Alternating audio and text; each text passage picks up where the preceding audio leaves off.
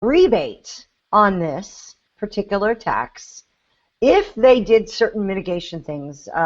They had to do, I think it was rainwater barrel storage, some sort of things like this. They had to make some adjustments in order to have that tax rolled back or rebated to them.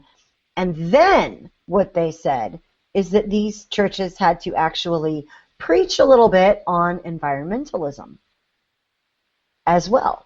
But that's not separation of church and state, because that's just mixing religions. You're mixing the conservatism, environmental religion with your whole God thing, so it's okay. Right. So you imagine you have a church with a large parking lot or blacktop where kids can go play basketball, or a non-permeable surface playground or something like this. They're getting taxed for all of that. And in Houston, they went through this too, whether or not to exempt churches, and churches fought it like crazy. We lost, but we fought it like crazy. And this is another way they're getting their nose under the tent, as it were. And it's the ordering of all the clerisy again, who've come up with this, right. Oh, this is how we have to do, this is what they're doing. And it's not news, because my preacher even talks about global warming. Global warming is a fact. All you people with your conservative blogs that say it's not, y'all are just conservative news sites that are biased and stuff, because global warming is like a fact everybody believes in. Even my pastor talks about it. He talked about it that day we got our new parking lot. Yeah. Leslie, and that's how it works.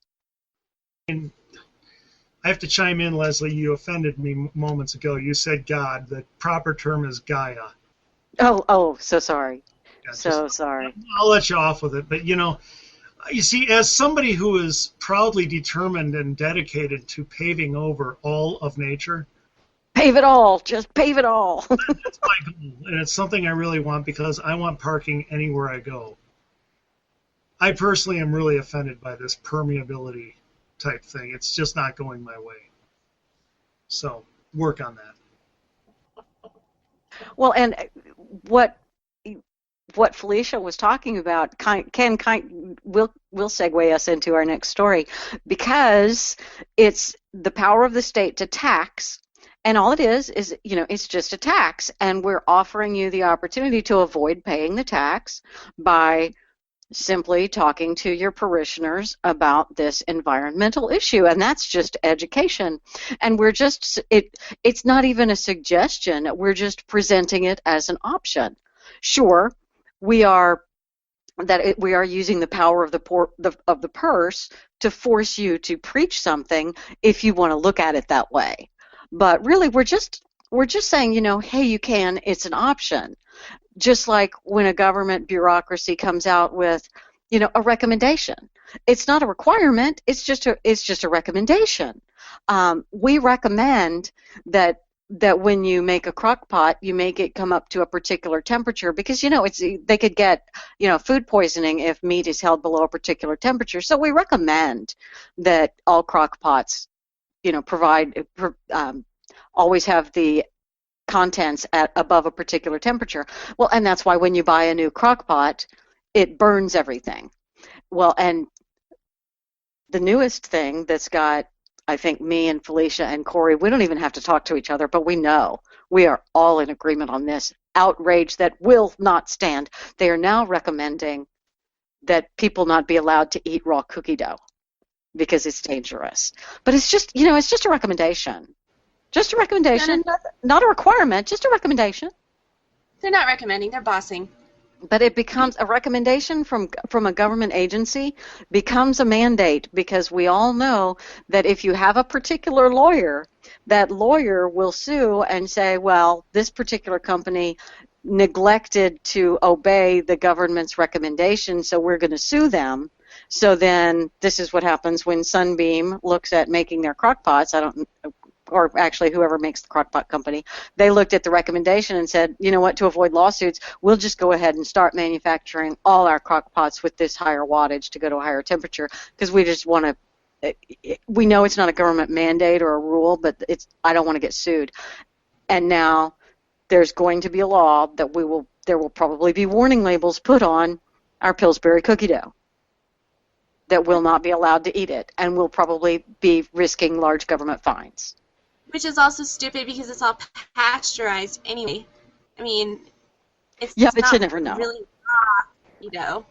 But This is if we very let you important. if we let you eat the pasteurized stuff, that's going to teach your children that raw cookie dough is okay, and they might not know the difference between the pasteurized stuff that they can buy that has the little Pillsbury Doughboy on it versus the stuff that their ignorant mother makes in that bowl with those eggs that she probably did not cook, or that she probably did not clean thoroughly.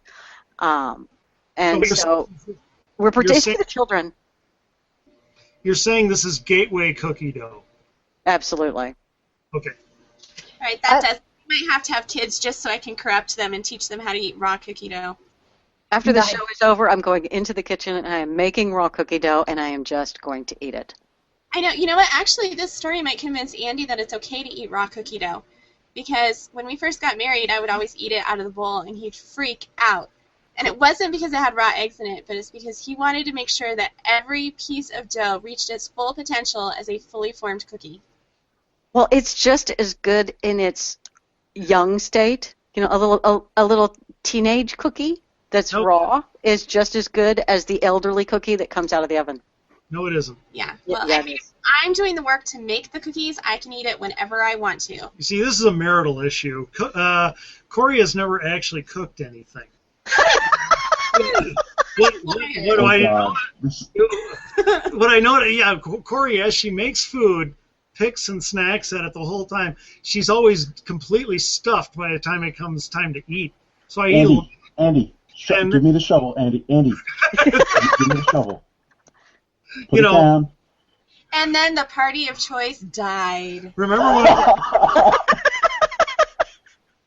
I remember the first time I showed her the dial where you turn on the heat on the oven, and she just like, "What's that?" Don't turn that; the house will explode. No, it's our friend. I will tell you that I bought cookie dough from the kid next door this year, and the bucket of cookie dough isn't here anymore, and there were no cookies baked.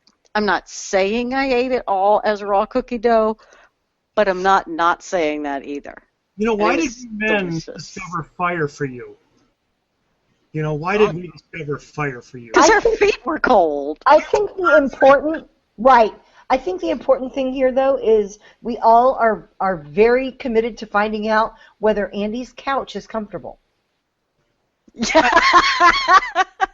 Actually, it's pretty nice. That next week. I invested a lot of money in it, just because. So, it's very nice.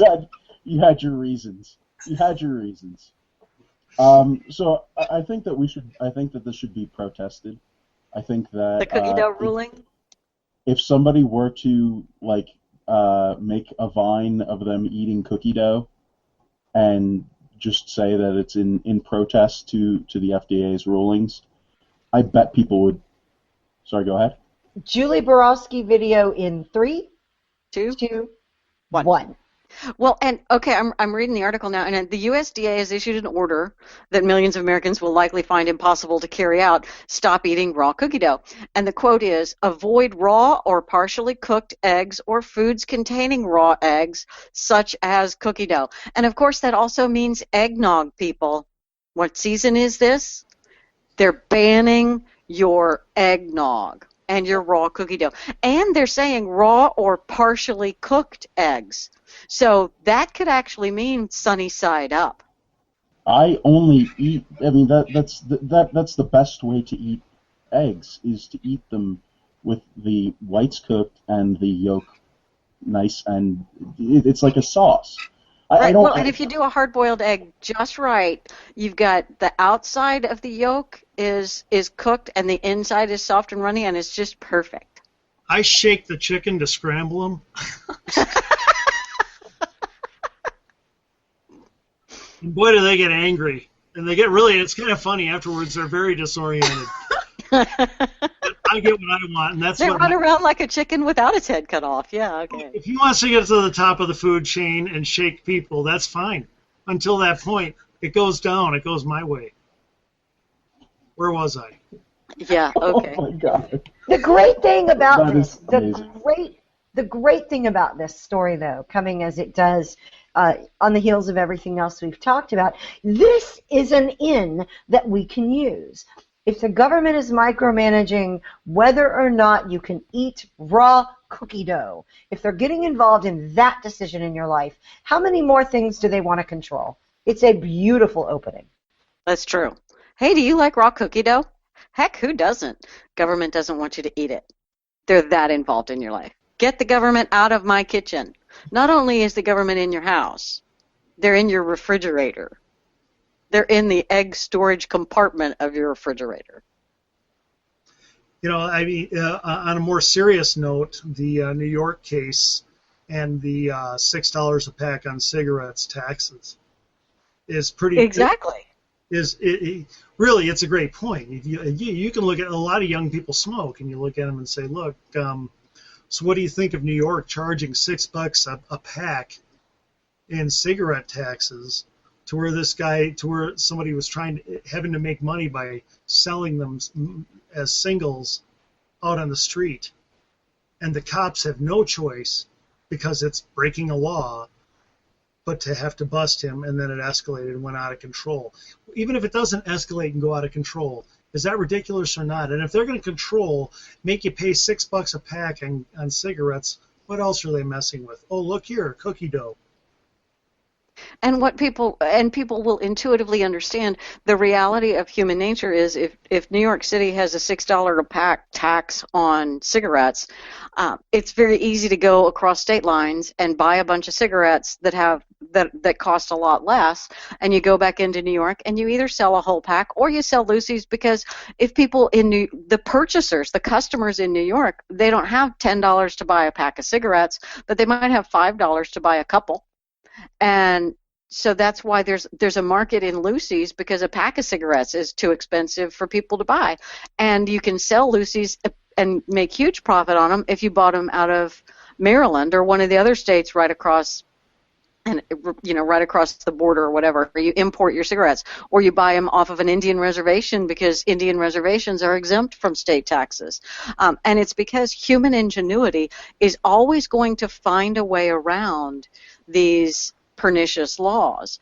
But then you also have Garner. He fell victim to all of this because the law of tax evasion, it's not just a civil penalty like speeding where the cop can write you a ticket.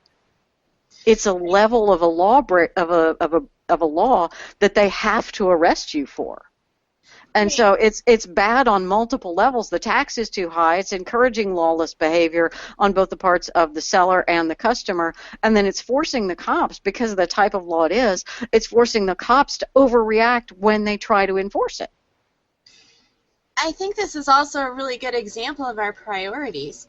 I mean, my goodness, have we run out of real crimes to investigate and prosecute that we have to go after people for selling cigarettes? Yes.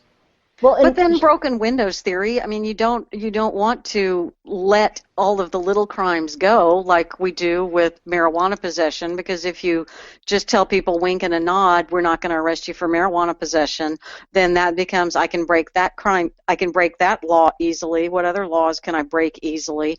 And then it just kind of, you get this escalation of law breaking.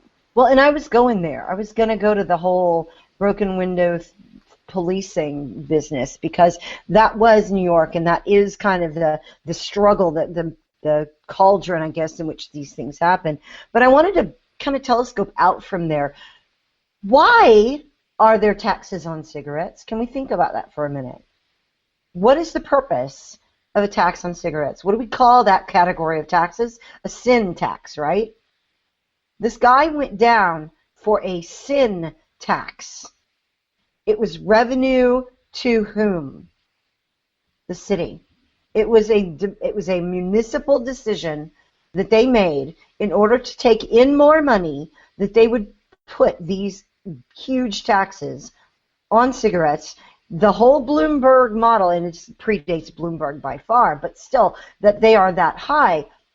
It's that whole model about you can't get your 32-ounce sodas or anything like that. It's the whole thing about no salt on the on the menu at the restaurants, the trans fat bans. It's the same thing. It's a sin tax that